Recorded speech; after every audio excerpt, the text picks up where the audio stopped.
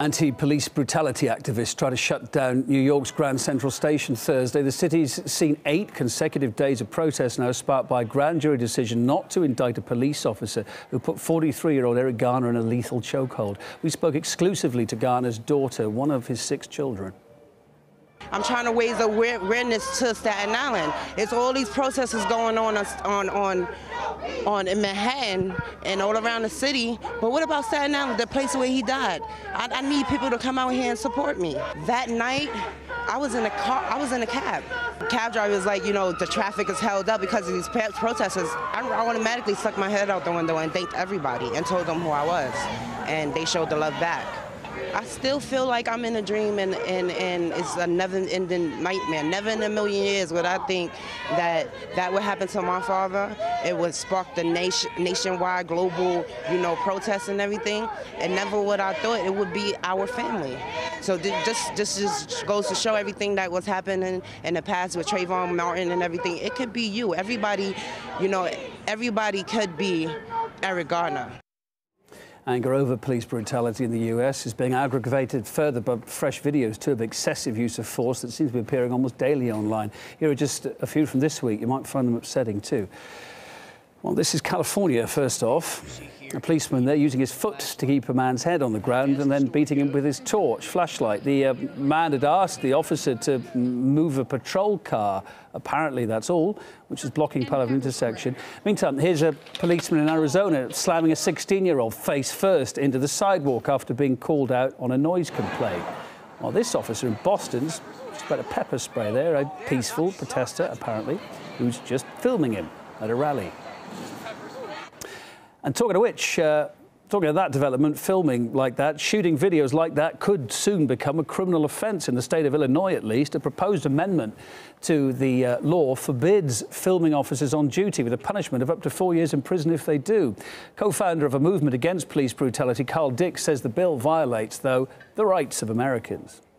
This bill is essentially the attempt of an illegitimate political institution to cover the illegitimate, illegal, and inhumane activities of police in Illinois. So it definitely infringes on people's rights.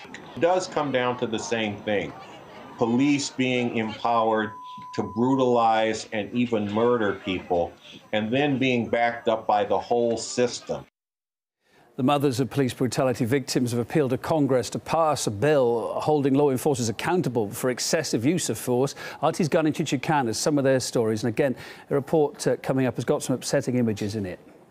Mothers from across the United States. The sons of these women were shot dead by the police.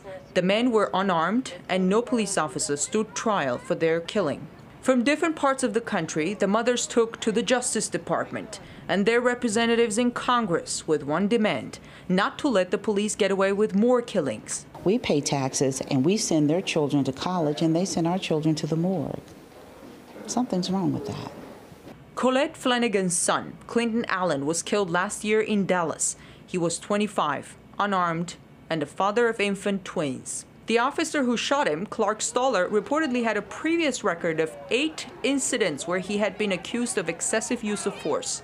Officer Stoller still works in Dallas Police, where no officer has been indicted for an on-duty killing in the last 41 years. Teresa Sherrod's son, John Crawford, was killed this summer at a Walmart in Ohio after a customer called the police and said he saw a man with a weapon.